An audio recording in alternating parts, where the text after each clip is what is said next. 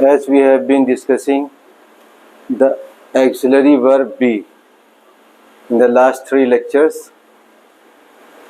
हम आपको यहाँ बताना ये चाह रहे हैं कि बी जो है उसका अलग अलग रोल है। आमतौर पर जो पढ़ाने वाले लोग हैं, जहाँ तक हमने देखा है, वे एक साथ सारे यूसेज को लिख देते हैं और स्टूडेंट को बहुत ज़्यादा कन्फ्यूजन हो जाता है।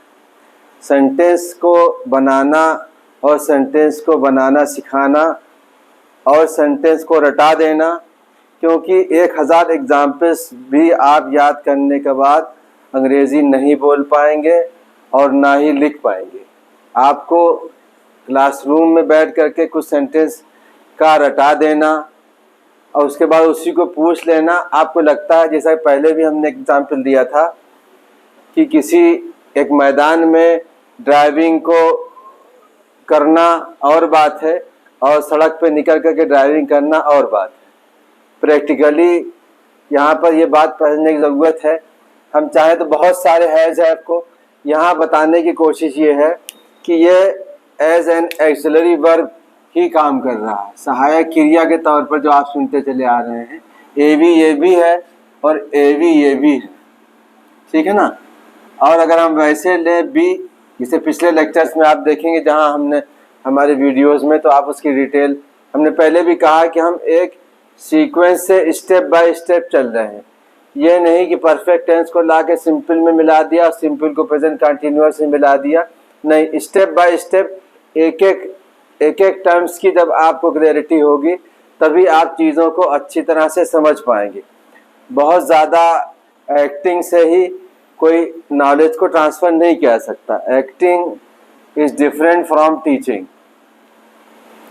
तो यहाँ पर हम आपको ये बताना चाह रहे हैं, जैसा पिछले हमने आपको वीडियोस में बताया, राइट फ्रॉम 21 अप टू 23, कि यहाँ पर एक काम जो सबसे इम्पोर्टेंट बात है, पिछले लेक्चर में हमने आपको बताया था, वो ये है कि आपको ये देखना है कि जो काम कोई कर रहा है, यानी काम का करने वाला, रहा हम जरूर कर रहे हैं, लेकिन यहाँ रहा से हमारा मतलब कंटिन्यूअस टेंस नहीं है। ये तो आपको समझाने के लिए, वो एग्जाम्पल्स में आप देख लेंगे वहाँ क्या कहना चाह रहे हैं।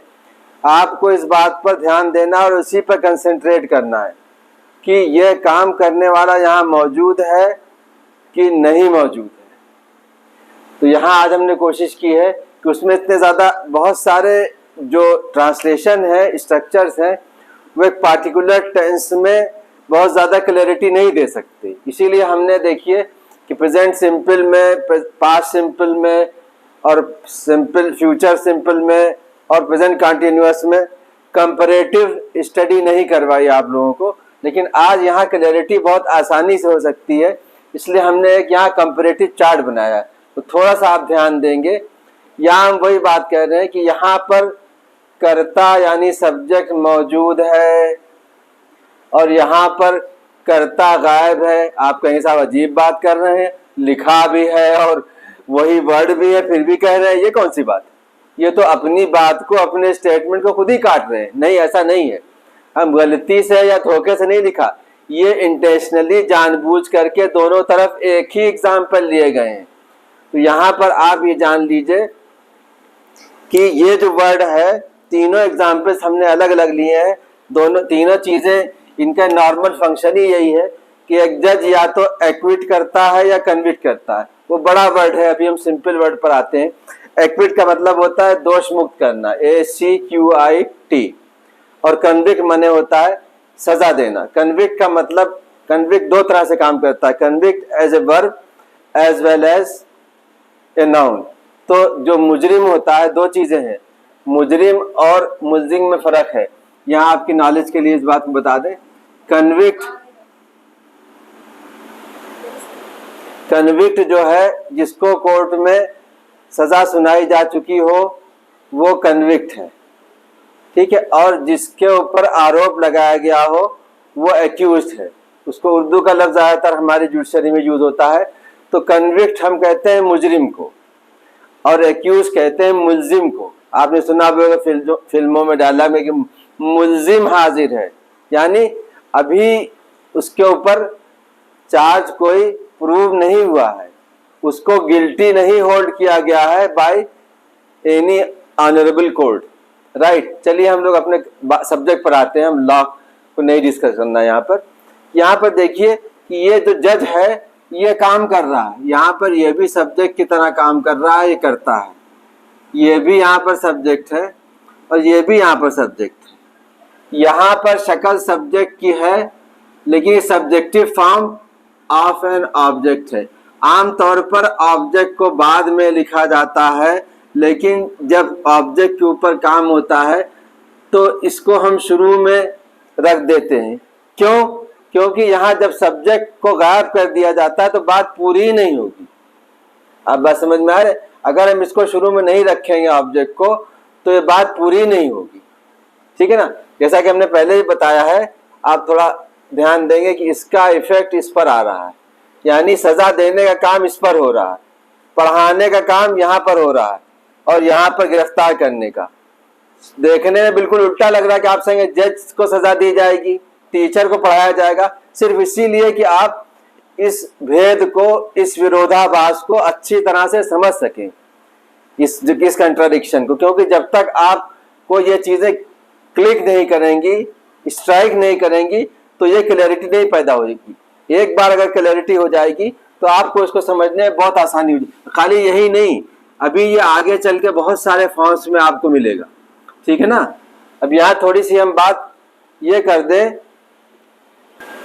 तो हम आपको बता रहे हैं कि यहाँ पर जज ने सजा दिया है, ये नॉर्मल सेंटेंस है जो प्रेजेंट परफेक्ट टेंस में आप बनाते चले आ रहे हैं। यहाँ पर बहुत सारे लोगों को, क्योंकि जो ग्रामर की किताबों में हमने भी बचपन में वही पढ़ा और अभी भी वो चीज़ें चेंज नहीं हो, चाहे वो, क्योंकि CBSE में ज़्यादा एम्फेसिस होती नहीं है। हम यूपी बोर्ड की बात करें तो एक बात यह है कि हिंदी की ग्रामर की किताबों में, न्यू लाइट और दूसरी किताबों में चुका है, और ये बहुत सारे पढ़ाने वाले अपने चार्ट में आज चुका है जो है ये उस पर बहुत जोर देते हैं। यहाँ आपको उस पर हमने जो पहचान बताई है पिछले वीडियो में, आप देखेंगे हमारे जो परफेक्ट टेंस में पढ़ाया हमने प्रेजेंट परफेक्ट में, उसमें काम के पूरा होने पर जोर है, वर्तमान में काम के पूरा होने पर जोर है।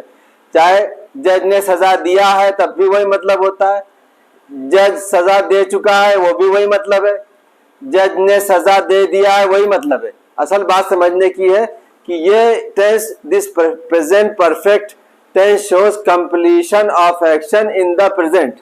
ये आपको दे, ट्रेन आ गई है कि साहब किस टेंस में जाता पता नहीं क्या, क्यों परफेक्ट में, ऐसा परफेक्ट में तो जो है वो तो चुका है चुकी आता है। अरे अजीब बात है, चुका है चुकी नहीं आए तो जो है वो परफेक्ट टेंस नहीं होगा। आ गई है कहे, क्या ट्रेन पहुंच गई है, तो साहब इसमें पहुंच गई लिखा हुआ है, इसमें था चुका नहीं है।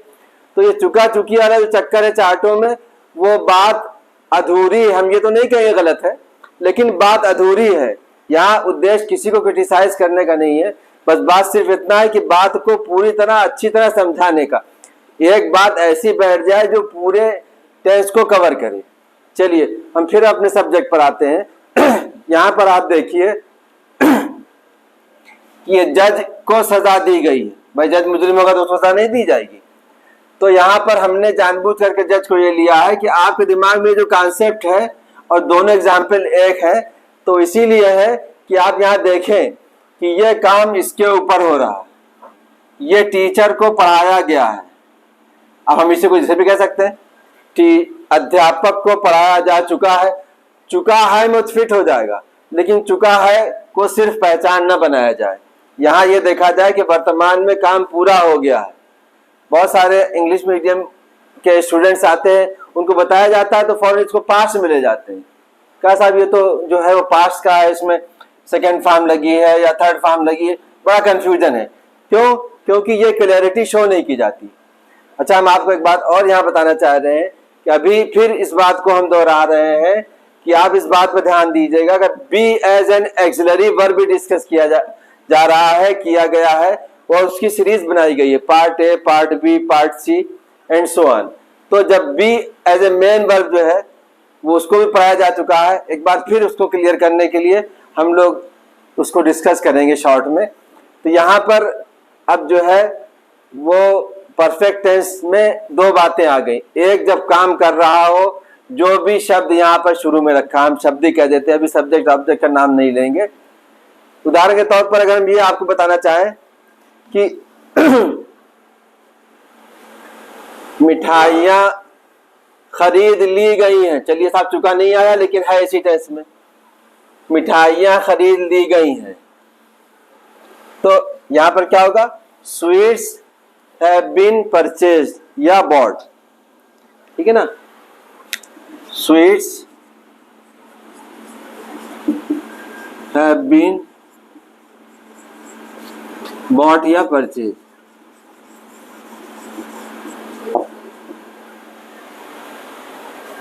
ठीक है ना।